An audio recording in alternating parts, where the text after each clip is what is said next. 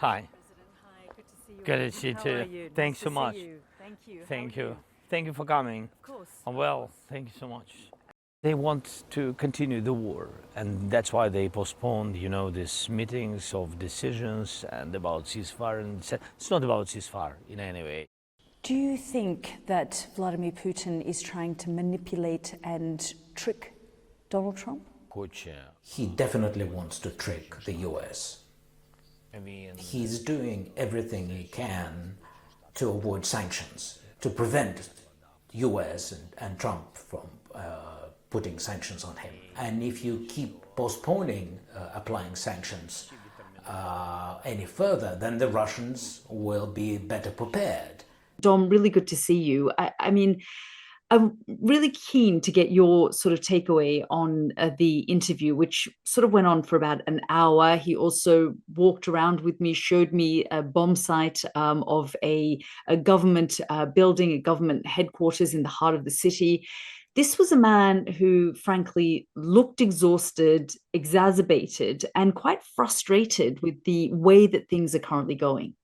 Yeah, he did. And I think sometimes with these interviews, you get a different impression, I think, looking at what happened in the room than the person in the room. But certainly from my point of view, and I don't know how much it chimes with the impression you got, was that this was a leader who is, as you say, exasperated. He's really frustrated. For me, almost, it's how he said what he said that was more interesting. His tone was, I think, the most testy that it's been for a while. And I think you've been saying, that he has kept his guard up since the Oval Office explosion because he knew how counterproductive that was. But actually, his guard came down a bit, I think, in the interview with you. And you managed to get more under his skin, I think, in the sense of getting to where we are with him and exactly what he's thinking in a franker way. I think he was more open with you than I think we've seen him with other interviewers recently. And I think he gave you a lot of time. And I think it's interesting that he chose to do so. He chose this moment to give this interview. I think it's interesting also that he chose to give it to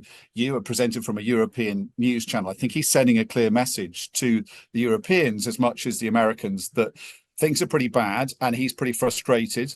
And I don't know, I mean, I got a sense of sort of simmering fury, a real anger, which he was kind of keeping a lid on. I don't know if you got whether you go that far, Yalda, but he certainly seemed pretty angry about things, and as well he might, I suppose, the way things are going. Because since Alaska, Putin has been emboldened. He's strutting the world stage, and in a military sense, he's become much more emboldened. He's attacked Poland with drones, or he's certainly flown drones into Polish airspace over the weekend. He sent drones into Romania.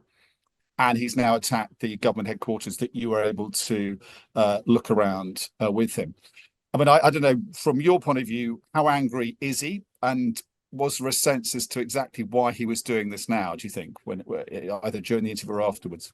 Yeah, Dom, I met with him about 12 hours after that blow up, the bust up at the White House, where we very publicly saw this conflict being litigated by both the US administration, Donald Trump, JD Vance, and the Ukrainian president in front of the world's media. And since then, at that time when we met, he was quite shell shocked. And I think then at that point, his main focus, and based on the advice he was getting from European leaders and the circle around him, was to rectify that relationship with Donald Trump, because Donald Trump, wants to feel as though Volodymyr Zelenskyy is grateful for the support that he's getting. He signed that minerals deal, which meant that Donald Trump felt more invested and that like he was getting something for his investment of return.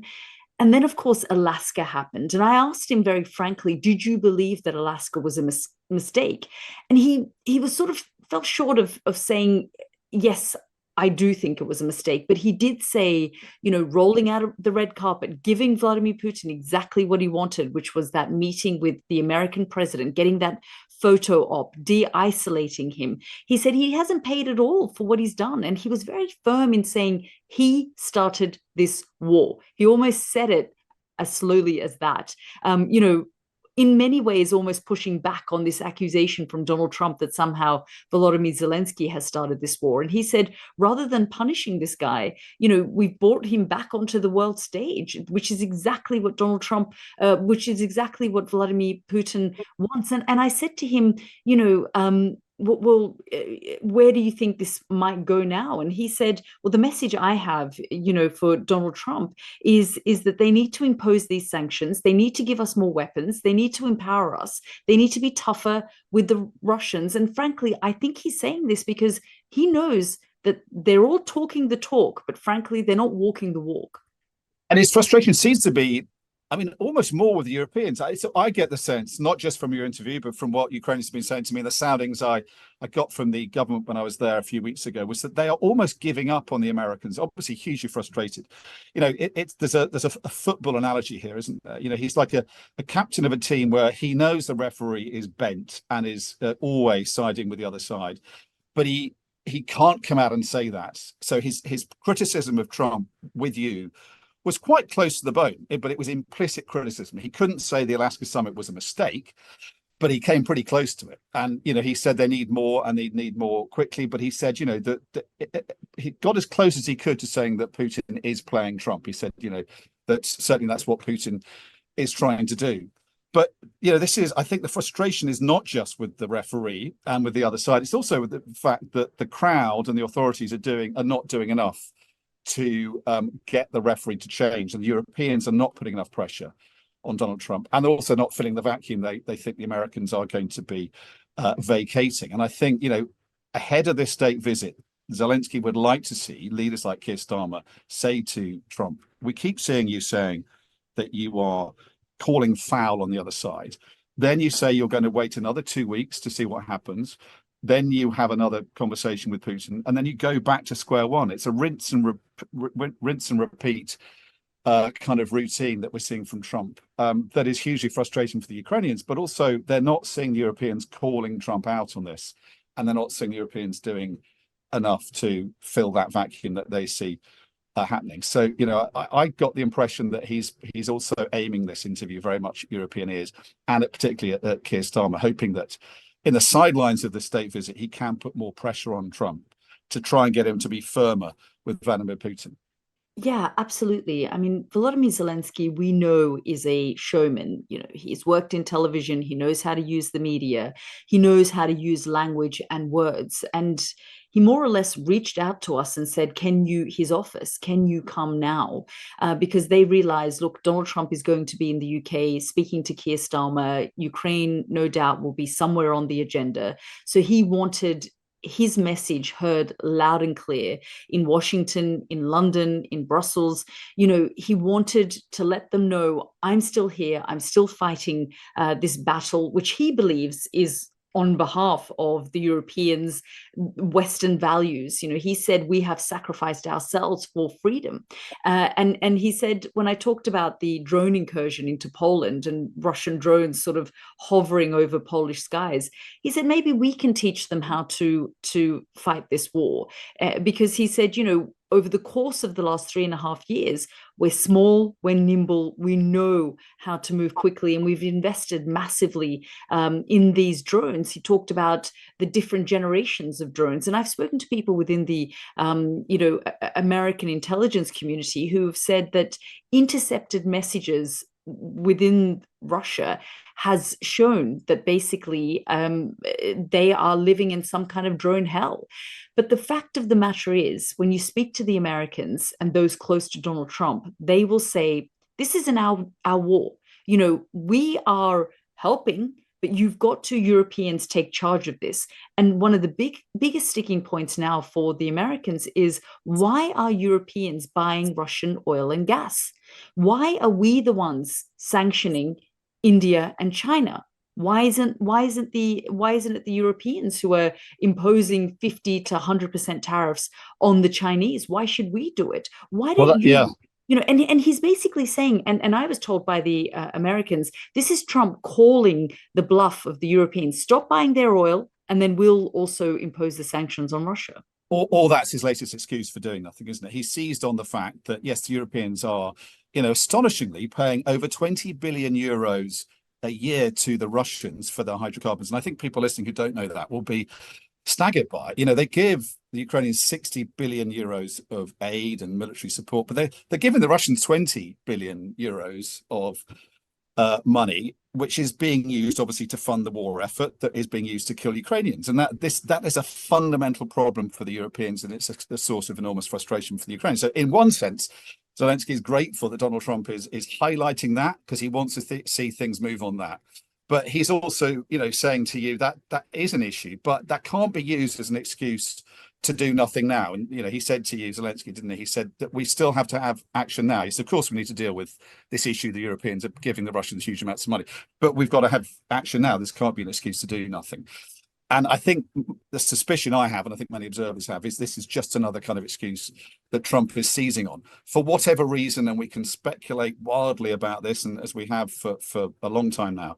Trump is in some way under Putin's spell, and he does not want to take the action that European allies say he should take, which is to, yes, he's certainly sanctioning the Indians, but he's not really sanctioning the Chinese enough. He's not sanctioning others. If he wants to, he can squeeze the Russians where it really hurts. That's putting the secondary sanctions on oil sales. He's not doing so. And that's, of course, very frustrating for the Ukrainians, but it's something the Europeans could do more about as well. I just wanted to get a sense from you, Yalda, because, it's a rare chance, isn't it, to get up front and close and personal with Zelensky. Did you get any impression that he's sort of flagging in his determination? Because I thought it was very interesting what he said about the Russian people. You asked him about that.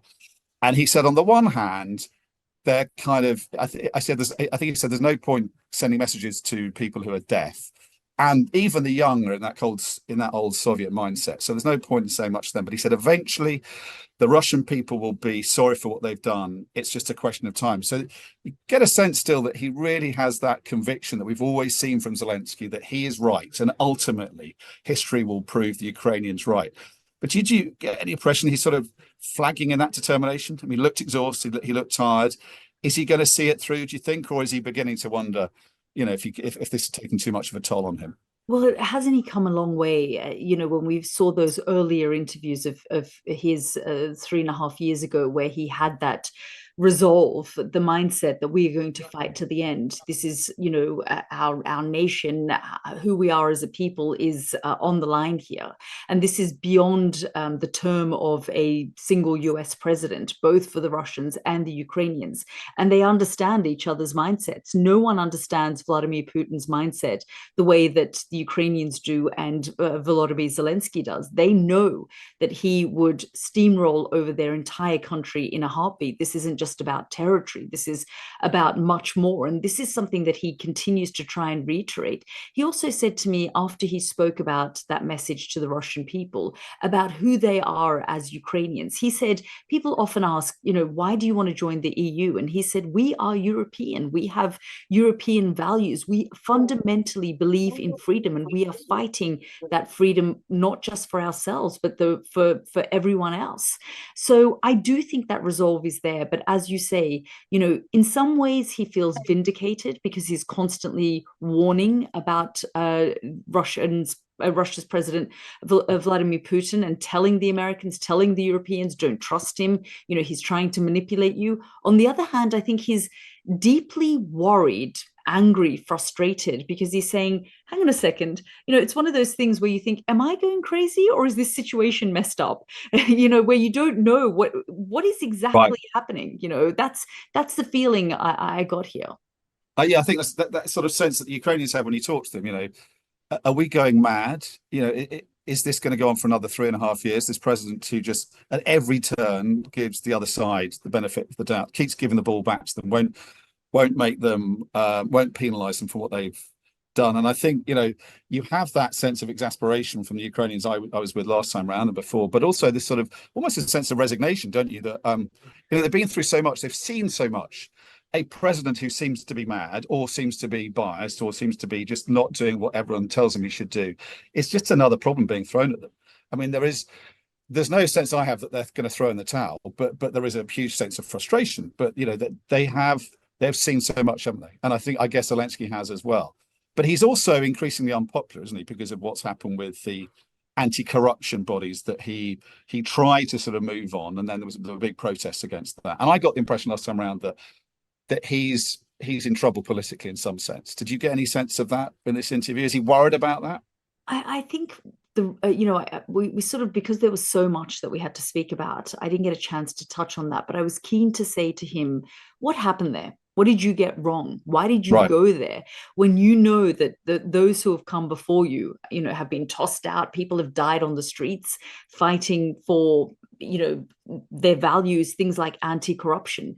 And I think the reason he said to me, we are who we are as Ukrainians and we believe in freedom, is because I think he became acutely aware that he can't just pass these bills where he dismantles an anti-corruption body, and like the Russian people who are currently gripped by Vladimir Putin, an authoritarian leader, he can't just steamroll these things over the Ukrainian people. Ukraine is different. And that to him was a clear warning and message. And also, don't try these things on. They haven't come this far where they're fighting for their country to then allow for their leaders to be corrupt and to try and pass bills where anti-corruption bodies are dismantled, and they don't have the civil society that they desperately want.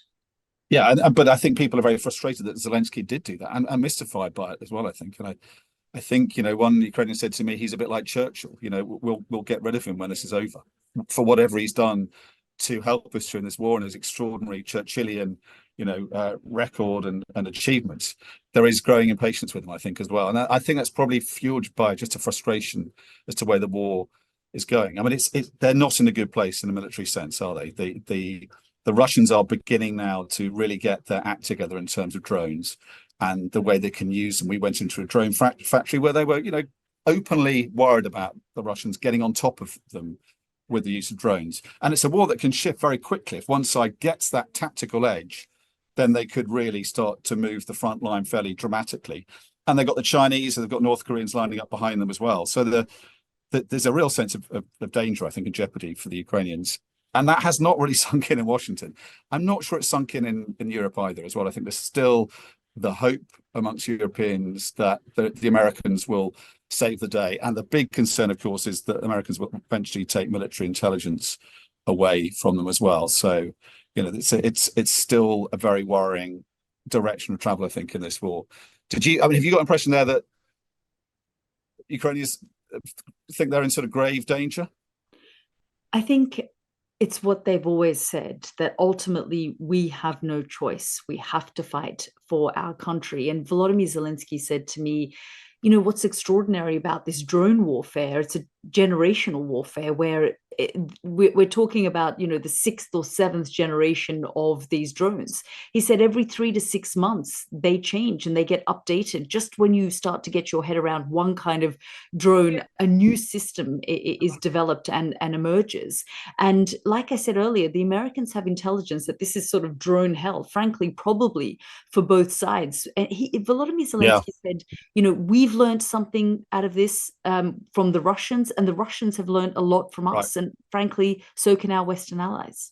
And what the Ukrainians want to do is share that expertise, don't they, with their Western partners, which they are doing with the British are now going to be mass producing interceptor drones here that the Ukrainian kind of know-how has helped them develop.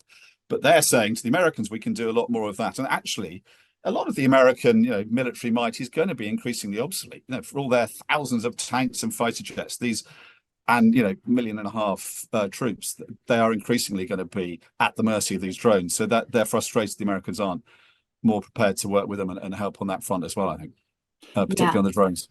Yeah, absolutely. And Dom, you can watch, our viewers and listeners can watch more of that interview. It'll be on our YouTube channel and across Sky platforms. We've got an hour-long version, as well as multitude of other versions of that interview, like I said, across Sky platforms.